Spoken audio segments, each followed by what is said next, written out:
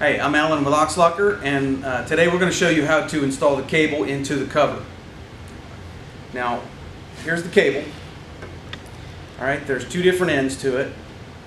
You can see one's a short end, one's a long end. Okay, this one is for your shifting system. This one goes into the cover.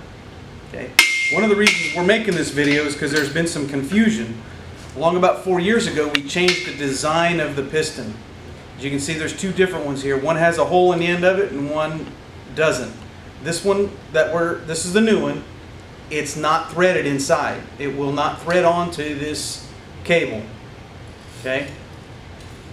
The old style has a hole in the end and it threads on, and typically you would have this screwed on all the way to where the threads just start to come out of the end, about one thread, which is about 17 turns.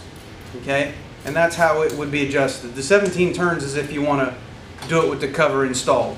Okay, but once you have your cover installed, and it will come with the piston and fork on it, all you got to do is slide the core of the cable in and then thread the cable into the housing, or into the cover. Okay, once that's threaded in there, you're pretty much done, because there's no adjustments at this end. Then you'll go over to the other end. There's a couple additional videos online to show you the individual shifting adjustments for manual and electric for the other end of the cable. And then get that snugged in, and it's done at this end. As you can see, when you push that, it's gonna lock the locker. Okay? Now, see the new style piston? It's not actually connected and threaded internally. Okay? It just pushes on that piston.